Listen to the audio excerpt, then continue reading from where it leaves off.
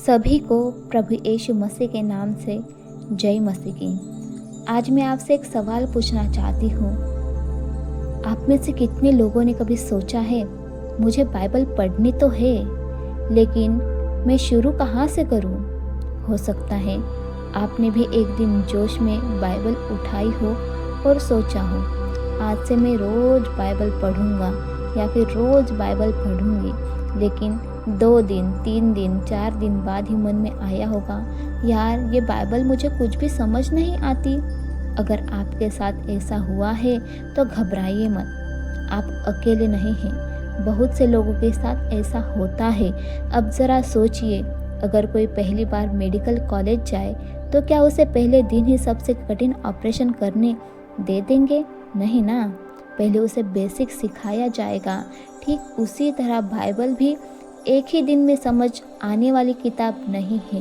ये परमेश्वर का वचन है और इसे समझने के लिए हमें सही जगह से शुरुआत करनी होती है। बहुत लोग एक गलती करते हैं, वे बाइबल खोलते हैं और सीधे उत्पत्ति से पढ़ना शुरू कर देते हैं।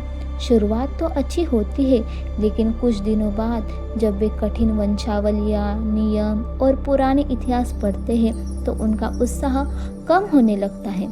फिर वो सोचते हैं शायद बाइबल मेरे लिए नहीं है। लेकिन सच ये नहीं है कि बाइबल कठिन है, सच ये है कि हमने शुरुआत सही जगह से नहीं की।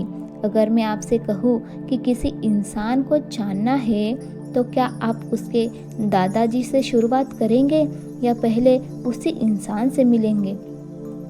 बिल्कुल, पहले उसी इंसान से मिलेंगे।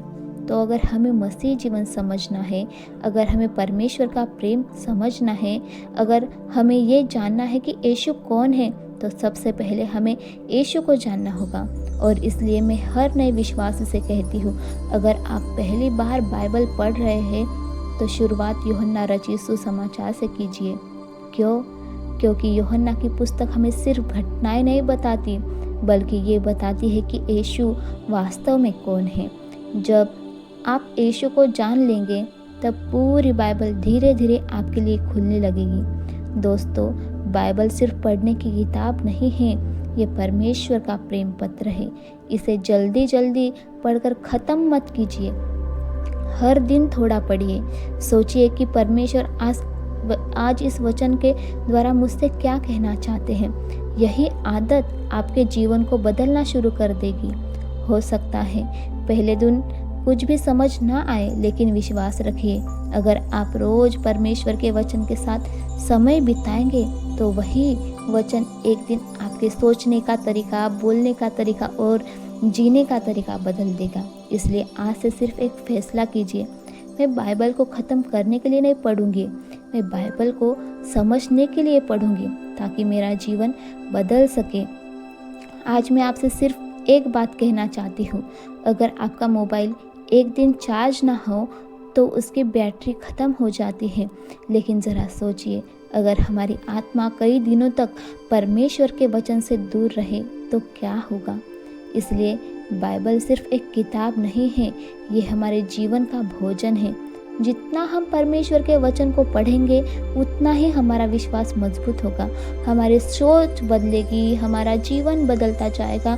अगर आज तक आपने बाइबल पढ़ना शुरू नहीं किया है तो आज से ही छोटा सा फैसला कीजिए, कल से नहीं, अगले सोमवार से नहीं, आज से ही हर दिन सिर्फ 10 मिनट 15 मिनट निकालिए। शुरुआत यूहन्ना रचित सुसमाचार से कीजिए। पढ़ने से पहले एक छोटी सी प्रार्थना कीजिए, हे प्रभु, आज अपने वचन के द्वारा मुझसे बात कीजिए। विश्वास रखिए, जिस परमेश्वर ने इस वचन को दिया है वही आपके दिल से भी बात करेंगे। आइए आज हम ये सब निश्चय करें, मैं सिर्फ बाइबल अपने हाथ में नहीं रखूंगी, मैं बाइबल को अपने दिल में भी जगा दूंगी। क्योंकि जब परमेश्वर का वचन हमारे दिल में बसता है तब हमारा जीवन बदलने लगता है। इस वीडियो के द्वारा परमेश्वर आप सभी को आशीषित करें। आमीन।